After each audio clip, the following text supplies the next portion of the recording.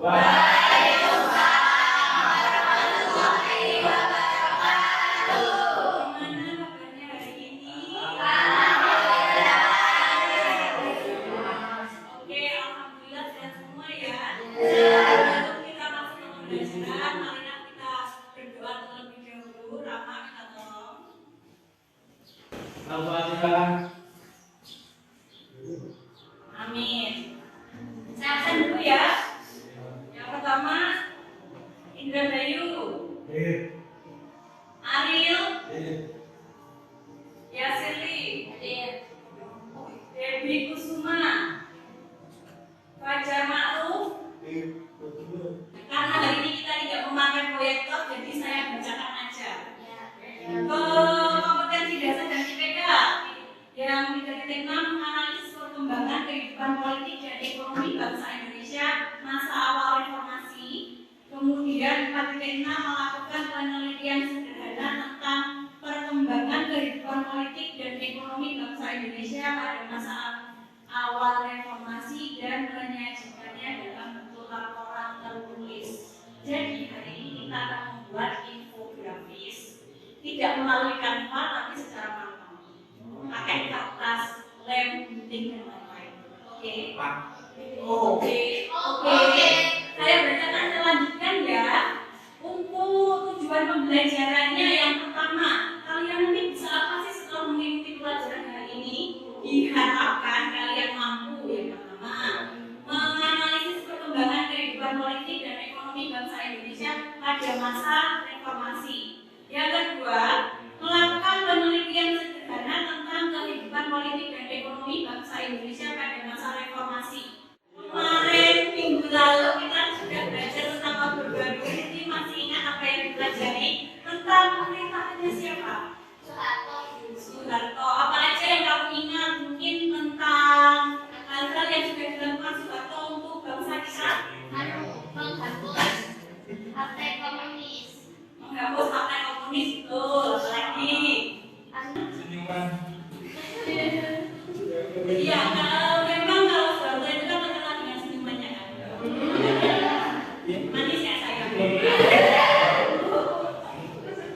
Oke, kemarin kita sudah belajar tentang Orde Baru. Hari ini lanjutannya kita belajar tentang masa reformasi.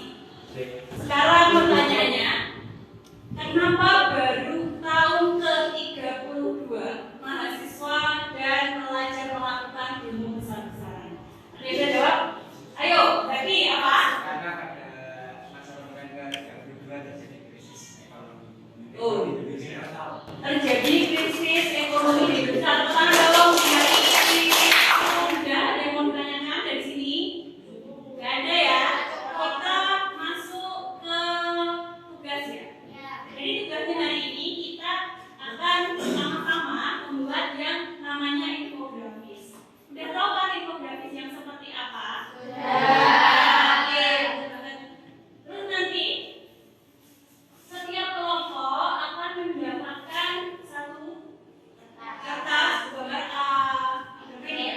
A3 dan juga kalian mendapatkan satu apa ya ini? Satu paket kayak jurnal kit lah intinya. Nanti kalian dapat ini dan dapat ini. Kalau kalian memerlukan gunting, lem dan lain-lain, silahkan diambil di depan. Sudah saya siapkan. Karena di buku paket kalian belum ada yang menulis tentang Jokowi, jadi hari ini kita mempelajari 4 aja yang tadi sudah disebutkan. Kelompok 1 nanti membahas tentang Habibie, yang kelompok 2 membahas tentang kelompok 3 membahas teori, kelompok 4 membahas oke. Seperti itu ya. Ada yang mau menanyakan tentang ini? Kalau tidak ada, saya bagi kelompok.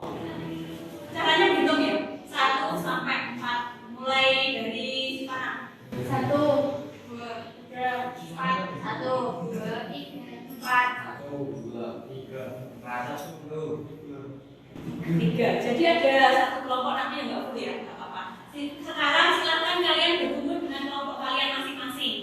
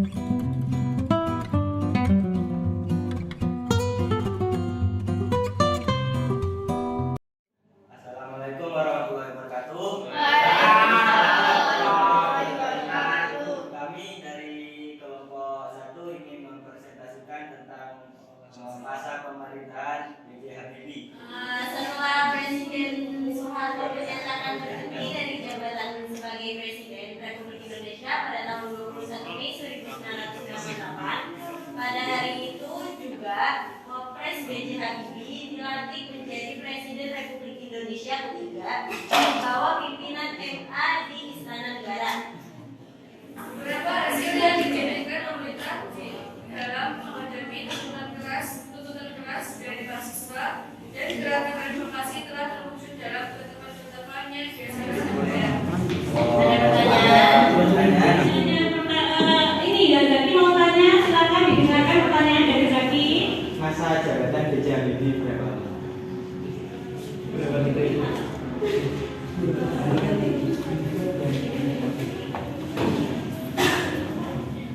Presiden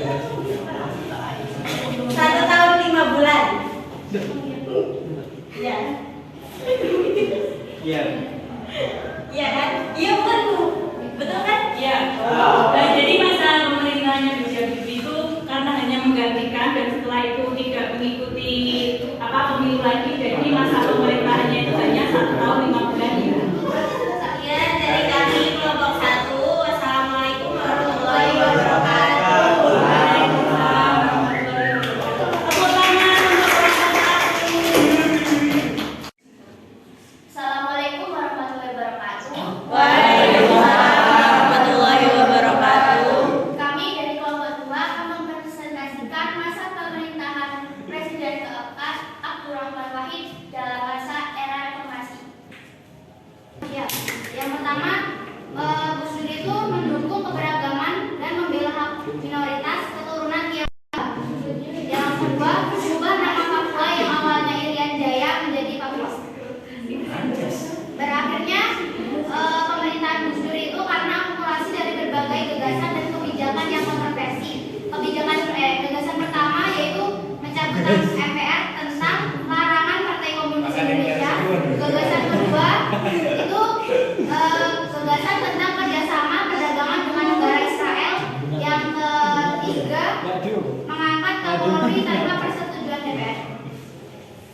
Terus didorong lagi dengan kepercayaan masyarakat yang semakin menipis karena diduga Gus Dur terlibat kasus Bulogate, yaitu dugaan pencairan dan penggunaan dana yayasan kesejahteraan anggota Bulog senilai 35 miliar rupiah, dan Brunei Gate dugaan penggunaan dana bantuan Sultan Brunei Darussalam sejumlah 2 juta dolar Amerika Serikat. Baik, siapa yang mau tanya? Tanya. Ya. Apa bukti Gus Dur yang telah menyelesaikan kasus KKN?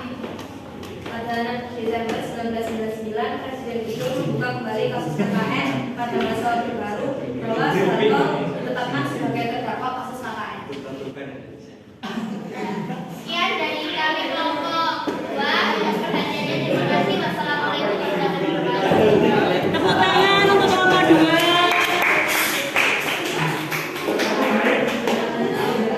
Jadi tadi kelompok 1 membahas tentang apa? B.J. Habibie. Jadi B.J. Habibie itu adalah presiden yang menggantikan Presiden Soeharto. Masa kepemimpinan berapa tahun? Jadi masa pemerintahannya B.J. Habibie itu 1 tahun 5 bulan. Tapi dengan 1 tahun 5 bulan B.J. Habibie berhasil mengentaskan Indonesia dari krisis keuangan yang melanda. Meskipun nggak 100%, tapi sudah membaik. Gitu ya. Yang kedua tadi siapa? Abdurrahman Wahid. Tadi ada pertanyaan, kenapa kok dilengsarkan? Jadi itu adalah sebenarnya tadi kelompok 2 itu sudah menjelaskan karena akumulasi kontroversi yang dilakukan sama Abdurrahman Wahid. Mungkin dari sini ada yang mau ditanyakan? Tidak ada. Tidak ada yang ditanyakan? Oke, jadi paham semua ya?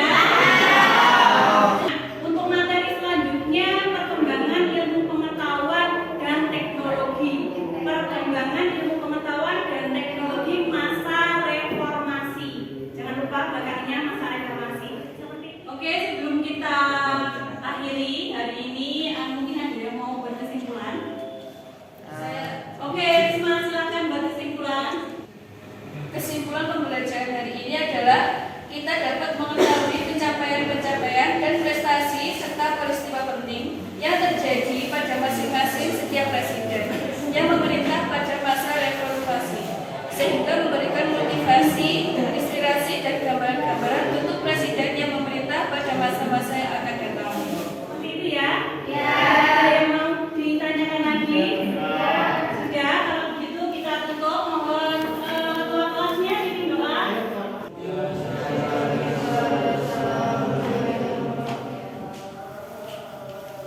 Saya akhiri. Wassalamualaikum warahmatullahi wabarakatuh.